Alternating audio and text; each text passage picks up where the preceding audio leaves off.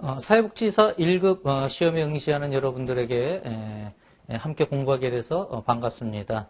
사회복지사 1급이라는 걸 우리가 한번 좀 생각해 볼 필요가 있을 것 같습니다. 사회복지사 자격 그 과정을 보면 이제 없어진 과정이 있죠. 3급도 있고 2급 있고 1급 이렇게 있습니다. 3급 자격증을 가지신 분이 아직도 존재해요. 그러나 이제 양성 과정이 법률 개정으로 인해서 그 과정 자체가 없어짐을 통해서 이제 앞으로 1년, 2년 지나면은 3급 가지신 분들이 전부 다 2급으로 전환하면 이제 2급밖에 남지 않고 2급이냐 1급이냐 이제 이렇게 되어질 것입니다. 여러분들은 3급이든 2급이든 일정 기간 이 현장에서 계셨기 때문에 이제 1급 응시할 수 있는 자격이 주어져서 이번 시험에 응시하는 걸로 이렇게 생각이 되어지는데 우리가 이 제도에 대한 것을 좀 중요하게 생각해 볼 필요가 있어요. 사회복지사 1급 자꾸 바뀌어진다라는 이제 이야기들이 많이 나타나고 있습니다. 가령 전문사회복지사 제도로 바뀐다라고 할지 여러 가지 이야기는 무성하게 나오고 있고요. 또 제 주변에서도 여러 가지 많은 그러한 논의들이 이루어지고 있는 것들, 이러한 것들을 볼 수 있는데 여러분에게 중요하게 이야기할 수 있는 건 변한 건 아직 없다라는 것을 말씀드리고 싶어요. 다시 말해서 사회복지사 1급이라는 이 과정은 사회복지사 자격증으로는 국가가 인정하는 자격증으로는 현재 최고의 어떤 자격이다라는 것, 이 사실이 변하지 않는다라는 것 여러분에게 강조해서 말씀드리고 싶습니다. 따라서 현재 2급을 갖고 계시든 3급을 갖고 계시든 앞으로 변화해 나가는 시대에 여러분들이 또 사회복지 현장에서 일익을 감당해 나가는 이러한 모습이 되어지기 위해서는요. 제도가 어떻게 바뀌든 빨리 1급이라는 자격을 취득하는 것이 더 유리하다라고 이렇게 여러분에게 말씀드릴 수가 있겠어요. 물론 2급을 가져도 사회복지 직무를 수행하는데 어려움이 있는 것은 아니에요. 하지만 국가 자격체계상 1급이라는 최고의 과정을 설정해 두었다라고 한다 그러면 가능하면 그 1급 자격을 취득함을 통해서 자기 자신의 어떤 실력이나 자기 자신의 전문성을 스스로 높일 수 있는 이러한 모습을 가질 필요가 있고요. 또 하나는 어떠한 형태로 제도가 변화되어져 나가든 가령 전문사회복지사 체제로 변화되어져 나간다 하더라도 기존의 1급을 가지고 있는 사람들에게 최고의 자격이라는 이 어떤 프리미엄이라 그럴까요? 이것을 무시하면서 제도가 변할 수는 없다라는 거예요. 다시 말해서 1급 가진 사람에게는 어떤 기회를 주겠죠. 전문 자격으로 가는 데 있어서 어떤 일정한 유예 기간이나 이런 것들을 줄 수가 있어요. 따라서 제도가 바뀌든 바뀌지 않든 여러분들이 먼저 지금 현재 사회복지사 1급에 도전해 본다라는 것, 여러분 자신의 발전을 위해서도 좋고 또 변화해 나가는 시대 속에서 사회복지사로서의 어떤 전문성을 높여 나가는데 도움이 된다라고 이렇게 우리가 생각해 볼 수가 있겠습니다. 자, 그럼 이러한 확고한 인식을 가지고 우리가 사회복지사 1급에 대한 것들을 같이 함께 학습해 보도록 하지요. 사회복지사 1급 시험을 준비하시는 여러분들이 공부하실 때에 과목이 많아서 참 여러 가지 어려움을 겪을 것입니다. 8과목을 공부하려고 하다 보면 부담이 큰데요. 공부하는 요령을 먼저 말씀드리면요. 1교시 과목이 되어지는 인간행동과 사회환경을 먼저 공부하시기 바라요. 왜 그런가 하면 사회복지조사론이라는 건 워낙 독특한 과목이라 다른 과목하고 연결이 별로 되지 않습니다. 그래서 사회복지조사론은 아예 동떨어진 어떤 특성을 가지고 공부한다라고 생각하셔야 되고요. 이제 들어가는 인간행동과 사회환경은 인간행동과 사회환경뿐만 아니라 2교시 시험을 보는 실천론, 기술론, 지역사회복지론, 또 경우에 따라서는 사회복지조사론의 한두 문항 정도 이렇게 연결되어지는 과목이다라고 이렇게 이야기할 수가 있어요. 그래서 공부를 하실 때 다른 과목보다 인간행동과 사회환경을 먼저 조금 더 집중적으로 공부하실 필요가 있다라고 이렇게 말씀드리고 싶고요. 아예 좀 팁을 말씀드리면 2교시 과목은 인간행동과 사회환경을 기점으로 해서 조금 확장해 본다라고 생각하시면 공부하시는데 어려움이 없습니다. 그리고 3교시는 이제 법과 제도인데요. 이 3교시 공부를 하실 때도 정책론을 조금 더 관심을 갖고 공부하신다라고 이렇게 생각을 하시면 정책론, 행정론, 법제론은 또 연결되어져서 나가는 것들이 많이 있습니다. 따라서 무턱대고 8가지 다 공부한다 이렇게 생각하실 것이 아니라 인간행동과 사회환경, 조사론, 그리고 정책론을 중심으로 해서 공부하고 그리고 이제 나머지 과목들은 조금 더 넓혀 나간다라는 이러한 관점을 가질 필요가 있다라는 거죠. 자, 이제 우리가 인간행동과 사회환경을 공부하는 데 있어서 첫 시간으로서 그럼 왜 인간행동과 사회환경을 우리가 공부해야 하고 또 시험에서는 여기를 중점적으로 출제하는가라는 부분들을 우리가 먼저 한번 생각해 보도록 하겠어요. 사회복지라는 걸 가만히 생각해 보면 사회복지는 결국 누구에 대한 어떤 실천이다 또는 서비스다 또 연구하는 경우에는 연구이다 이렇게 이야기할 수 있을까요? 그렇죠. 인간에 대한 것이죠.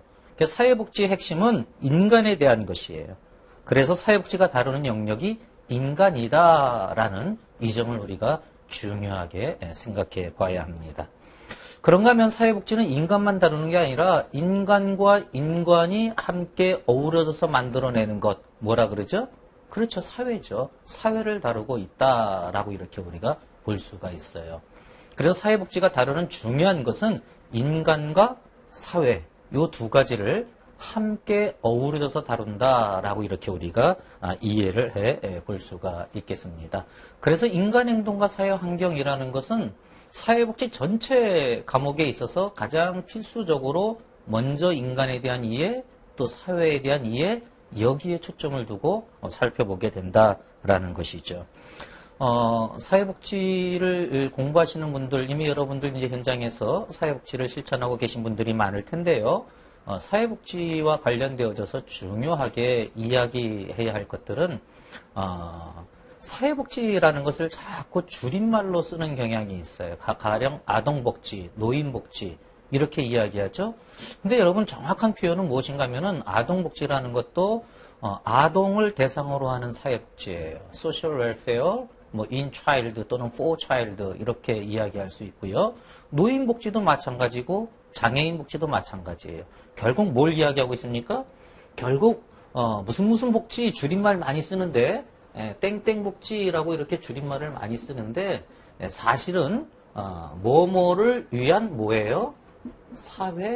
사회복지라는 이 관점을 놓쳐서는 안 된다라는 거죠.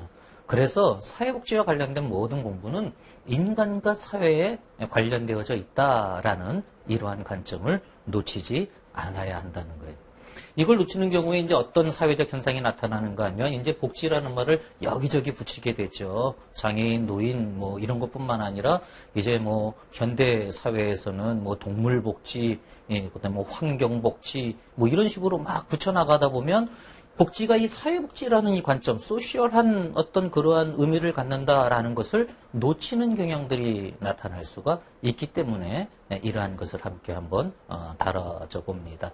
다른 사람하고 공부하면 몰라도 저하고 공부하니까 이 소셜 웰페어에 웰페어만이 아니라 소셜이 붙어야 그게 복지이다. 그래서 소셜 웰페어이다라는 이 관점을 우리가 분명하게 보면서 나갈 필요가 있겠다라고 말씀드리고 싶습니다.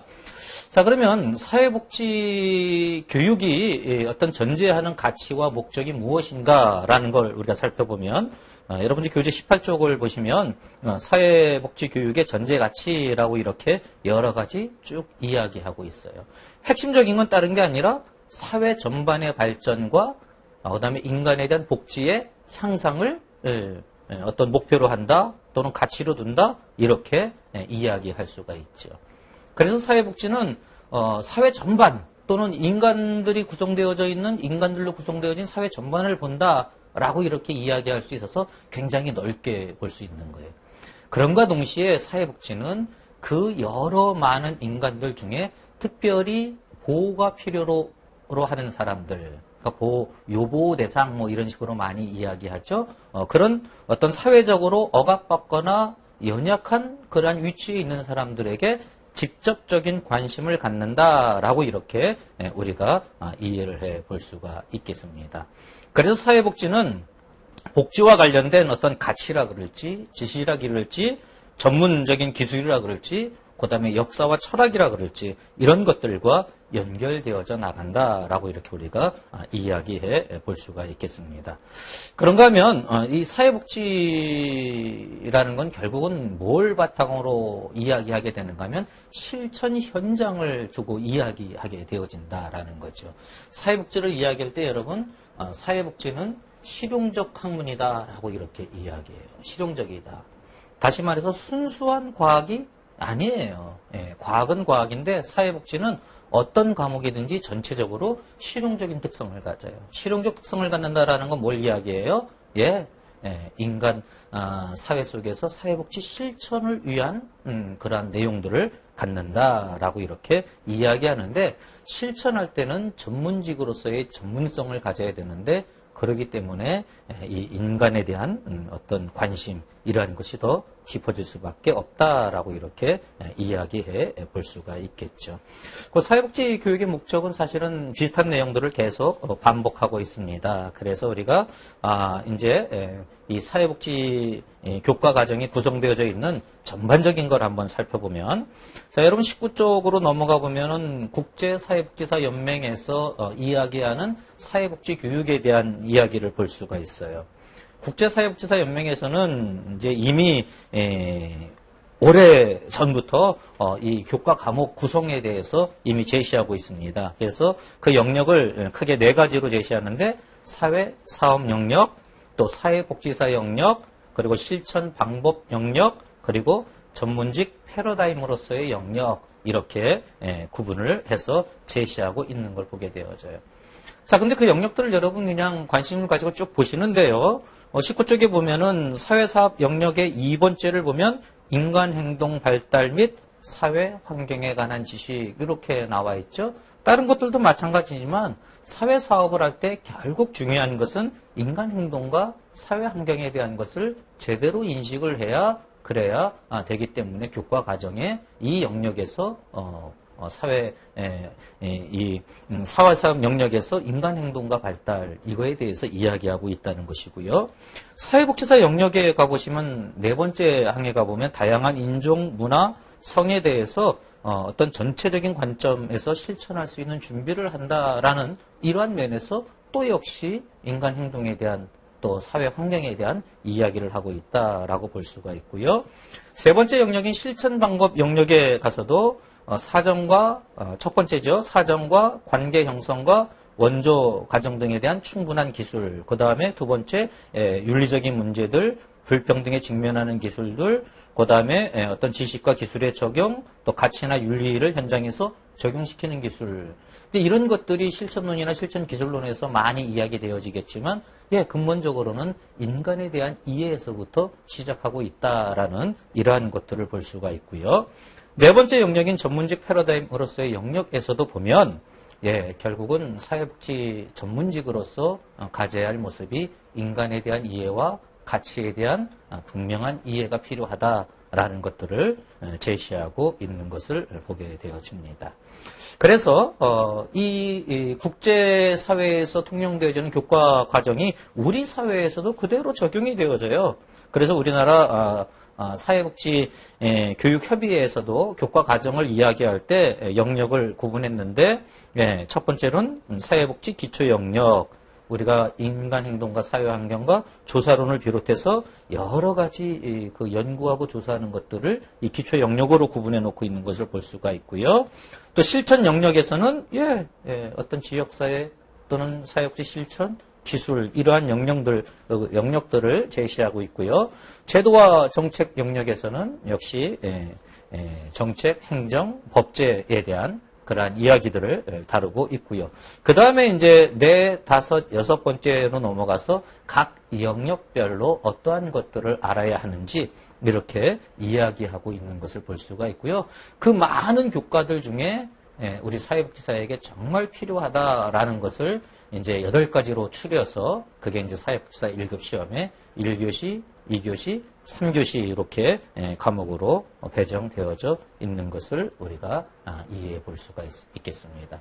그때 가장 기초가 되는 것이 지금 우리가 다루고 있는 인간 행동과 사회 환경이다라고 이렇게 이야기해 볼 수 있는데요. 그럼 이 인간 행동과 사회 환경은 뭘 다루는가라는 것을 우리가 생각해 볼 필요가 있어요. 인간 행동과 사회 환경은 크게 3가지를 다루고 있다라고 우리 이 교과목 전체에 대한 이해를 우리가 가져볼 필요가 있겠습니다. 첫째는요, 말 그대로 인간 행동. 인간을 이해하기 위해서는 인간의 행동을 이해해야 한다라고 해서 인간 행동에 대한 관심을 갖게 되어져 있어요.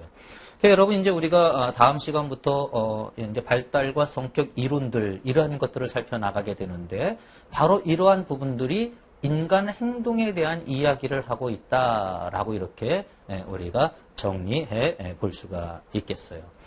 사회복지 대상인 인간에 대해서 먼저 사람에 대해서 이해하지 않고서는 사회복지 실천을 이룰 수 없다라는 것이죠. 그래서 인간을 이해하는 가장 기초되어지는 것들이 무엇인가 하면은 바로 성격 이론들을 통해서 인간의 행동들을 보게 된다라는 거죠. 여러분 여러 번 공부하셔서 잘 아시겠지만 프로이드의 정신분석부터 시작을 해서 이제 인본주의 메슬로, 로저스 또 실존주의까지 이르러서 여러 심리학자들이 이야기하는 심리학 또는 성격 이론들 이런 것들을 우리가 이제 인간 행동을 이해하기 위해서 우리가 인간에 대한 이해를 먼저 이해하는 그러한 모습들을 보고 있다라고 이렇게 우리가 정리해 볼 수가 있겠습니다. 이상행동이라 그럴지 정상행동이라 그럴지 그것도 역시 인간 행동에 대한 관점에서 살펴보고 있는 것이다 라고 이렇게 우리가 정리해 볼 수가 있겠지요. 이렇게 인간 행동에 대한 것을 먼저 구체적으로 살펴봐서 인간이 어떠한 모습을 갖고 또 어떠한 행동을 나타내는 데는 어떠한 것이 원인이 되어서 그러한 행동을 하게 되는가라는 것을 이해하는 것이 결국은 인간 행동에 대한 이해이다라고 이렇게 이야기할 수 있겠고요. 자, 인간 행동과 사회 환경이 두 번째 이야기하는 것은 자, 그러면 이러한 인간 행동이 나타나게 되는 환경을 알아야 된다는 거죠. 결국 인간 행동과 사회 환경이라 그러잖아요. 환경에 대한 것, 사회 환경이라고 그렇게 이야기해 봅시다.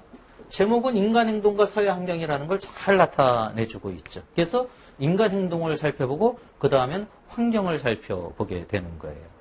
그럼 인간이 어떠한 환경에서 인간의 행동이 그냥 동떨어져서 나오는 것이 아니라 어떤 환경 속에서 나오는 것이죠. 그럼 이러한 환경들을 이해하기 위해서 공부하는 것들이 무엇인가 하면 우리 교재 지금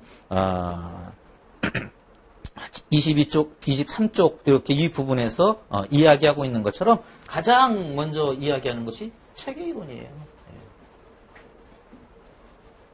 체계 이론을 통해서 인간이 어떠한 행동을 하게 되는지 체계 이론을 통해서 인간들이 활동을 하게 되는 상황에 대한 것을 이야기하는데 체계 이론 이 속에는 일반 체계 이론 또 사회 체계 이론 생태 체계 이론 이런 식으로 여러 가지 많은 것들로 구분되어져 가는데 어쨌든 전체로 묶어봤을 때 인간의 환경을 볼 수 있는 중요한 요인 중에 하나로 이 인간의 어떤 그 체계 관계적인 면에서 어떠한 관계를 갖고 있고 그것이 어떻게 연결되어져 나가는가라는 이러한 환경적인 요인을 보게 되어진다라는 것이죠. 자, 그 다음에 이 환경을 볼 때 또 중요한 것은 체계 이론을 통해서도 환경을 보지만 결국 인간은 어떤 모습으로 살고 있는가 하면은 환경적인 모습에서 집단과 조직을 통해서 나가고 있고요. 그 다음에 인간을 크게 봤을 때 문화라는 이 문화적인 걸 통해서도 인간이 행동에 영향을 주고받는 이러한 모습이 나타날 수 있다는 것이죠. 그래서 이 환경에 대해서는 집단과 조직에 대해서 그리고 문화에 대해서 이렇게 인간 행동이 나타나는 그 환경적인 면을 이 인행사에서는 주로 다루고 있다라고 이렇게 여러분 정리해 볼 수가 있겠습니다. 자, 그 다음에 이제 이 현대 사회복지 실천에서 강조하고 있는 것은 사실 이 두 가지를 이야기하면 다 이야기한 거예요. 그런데 여러분 사회보장기본법에서도 사회보장이라는 개념을 가만히 살펴보면 여러 가지 쭉쭉쭉 사회보장에 대한 이야기를 하고 있는데 그 마지막 부분에 뭐라고 이야기하는가 하면 전 생애적인 관점을 갖고 이런 식으로 이야기해요. 그게 뭘 이야기하는 건가 하면 인간이 어떤 행동을 보이고 또 환경 속에서 그 어떤 여러 가지 요소에 의해서 정상 행동이든 또 비정상 행동이든 여러 행동을 나타내는데 그런데 중요한 것은 그게 생애 주기, 전 생애 과정, 생애 주기에 따라서 다시 말해서 태아기부터 노년기에 이르기까지 생애 주기별로 특성들이 나타난다라고 이렇게 이야기하는 거죠. 그래서 인간을 이해할 때 인간 성격에 대한 것, 또 인간 행동에 대한 것 뿐만 아니라 인간의 환경에 대한 것 이것을 이제 종합해서 어떻게 인간을 이야기하는가 하면은 생애 주기에 따라서 인간을 살펴보는 이러한 특징을 갖게 된다라는 것이죠. 그래서 여기에서는 유아기, 태아기부터 이야기해도 됩니다. 노년기에 각각 이 시기마다 어떠한 발달 과업을 가져야 되는지 또 어떤 특성이 있는지 또 이 시기에는 사회복지적으로 뭐가 중요한지라는 것들을 다루는 이러한 모습으로 구성되어져 있다라고 이렇게 우리가 이야기해 볼 수가 있겠어요. 사회보장에서 맞춤형 복지라는 이야기를 많이 해요. 생애 주기별로 맞춤형 복지를 한다라고 이렇게 사회보장이 계속 강조해 나가고 있는 것을 볼 수가 있습니다. 맞춤형 복지라는 것 결국 생애 주기에 따른 인간 이해와 그에 따른 사회복지적인 조치를 해나간다라고 이렇게 우리가 이해해 볼 수 있다라는 것이죠. 자, 인간행동과 사회환경은 이렇게 세 부분으로 구성되어져 있는 거예요. 그래서 출제의 경향을 여러분 말씀드리면 이 세 부분 중에 어느 한쪽에 치우치지 않고요. 골고루 출제가 되어지고 있다 이렇게 말씀드릴 수가 있어요. 과거에는 어느 한쪽에 좀 치우친 그런 경향이 있었는데 이제 우리 사회복지사 1급 시험 과정이 꽤 오랜 그 시간을 거쳐갔습니다. 그러다 보니까 현재의 출제 경향은 전체에서 골고루 출제되어지는. 그럼 이제 공부하실 때 여러분들은 어떻게 공부하시는 게 좋은가 하면은 인간 행동과 사회 환경은 크게 이렇게 세 가지로 구분되어졌다라는 걸 여러분 구분하실 필요가 있어요. 하나하나 공부해 나가다 보면 지루해서 금방 이 공부를 포기하게 되어져요. 그런데 적어도 이렇게 세 부분이 되어졌다라는 것을 생각하시고 인간 행동에 대해서 각 심리학 이론들을 정리해 나가는. 심리학 이론 정리가 끝나면 인간 행동에 대한 기본이 이렇게 되어져 있는 것이구나 라고 이렇게 우리가 정리해 나갈 수가 있고요. 그 다음에 체계 이론을 비롯해서 어떤 문화까지 이루어지는 환경에 대한 이야기들을 전체적으로 또 정리해 나가는 이러한 모습으로 나가면 또 한단락이 되어지고요. 재미난 것은요. 요 인간 행동을 공부할 때 여러 성격 이론, 각 성격 이론이 다 중요해요. 근데 그 이론들 중에 에릭슨의 심리사회 이론이 있습니다. 에릭슨의 심리사회 이론을 강조하는 이유는 에릭슨의 심리사회 이론은요. 인간의 발달 단계를 8단계로 구분을 해서 유아기부터 노년기까지 전생애적인 걸 다루고 있는 게 에릭슨의 심리사회적 이론이에요. 그래서 여러분 공부하실 때에 다른 것들도 다 제가 이제 각 시간마다 포인트를 짚어주겠지만 에릭슨의 심리 사회 발달 이론은 아예 머릿속에 틀을 가지고 있는 게 이 인간 행동과 사회 환경도 도움이 되어지고요. 실천론, 실천 기술론에 가서도 역시 도움이 되어진다라고 이렇게 이야기해 볼 수가 있어요. 요 8단계 가지고 바로 이 생애 주기가 거기에다 들어있는 거예요. 그러면 이 생애 주기는 사실 따로 공부할 필요가 있는 게 아니라 이 인간 행동과 이 사회 환경 요 두 부분을 열심히 공부하시면요. 요 부분은 나중에 이제 전반적으로 정리하는 식으로 나가면 되고요. 여기서 다루지 않은 것들만 강조점들을 추려서 공부하시면 한결수월하게 되어져요. 그래서 전체 구성으로 봤을 때 이게 한 3분의 1 정도 차지하지만 그러나 이 앞부분 두 부분을 조금 열심히 공부하시면 나머지 부분은 어떻게 될 수 있어요? 예, 그렇게 어렵지 않게 그 부분을 채워 나갈 수 있다라는 것. 이렇게 여러분 공부하시는 이 구성을 보시면 공부하시는 방법에 대해서 여러분들이 쉽게 접근해 갈 수 있다라는 것. 이것을 여러분 기억해서 공부하시는 데 도움을 삼으시기 바랍니다. 자, 우리 교과의 구성을 보시면요. 24쪽에 보면은 아예 그렇게 구분해 주고 있습니다. 세 개의 영역을 가지고 있다라는 것, 지금 말씀드린 것처럼 구분하고 있고요. 챕터 2에서 챕터 14까지가 이 성격 이론을 이야기하고 있습니다. 굉장히 좀 긴 부분을 차지하고 있죠. 내용을 많이 차지하고 있고요. 요 부분에서는 학자들의 이름까지도 조금 기억해 두실 필요가 있어요. 여러분 공부하실 때에 다른 과목 공부하실 때에도 꼭 필요한 경우가 아니면 학자들 이름은 기억 안 하셔도 돼요. 왜냐하면 자꾸 그 학자들 이름 때문에 문제 풀 때 나 이 사람 거 모르는데 자꾸 이렇게 하는데요.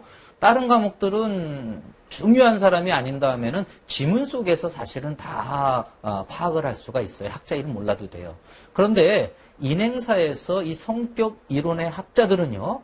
정확하게 여러분 기억하실 필요가 있습니다. 따라서 챕터 2에서 챕터 14까지 나가는 이 동안에 학자들 이름과 각 이론의 특성에 대해서 분명하게 정리해 두실 필요가 있고요. 그 다음에 이제 챕터 15에서 18까지가 환경을 이야기하고 있는 이 체계 이론부터 문학까지예요. 여기에서는 중심이 되는 게 체계 이론이에요. 체계 이론을 정확하게 그 개념들을 정리해 두시면 이제 이것이 다른 데 문제 풀 때도 적용해서 문제를 풀 수 있게 된다라는 것 여러분 기억해 두시면 좋고요. 나머지 생애 주기가 이제 챕터 19에서 챕터 26까지가 각 생애 주기별로 나가는데 분량은 많지만 그러나 이미 앞에서 공부했고요. 이제 특별히 그 시기에 보아야 할 것들만 몇 가지 정리하면 쉽게 정복이 되어진다라고 이렇게 우리가 이야기해 볼 수가 있겠습니다. 오늘은 첫 시간이어서 인간행동과 사회환경을 왜 공부해야 하는지 또 인간행동과 사회환경이 무엇을 다루고 있는지 이것을 여러분에게 말씀드렸고요. 또 더하여서 우리가 인간행동과 사회환경과 전체 사회복지사 1급 과정을 준비하는 것에 대해서 여러분들에게 말씀드렸습니다. 막연하게 그냥 열심히 공부해야지라는 게 아니라 이런 구조적인 틀을 가지시고 공부해 나가시면 한결 수월하다라는 것 다시 한번 기억하시고 자, 지금부터 열심히 한번 해나가 보도록 하지요.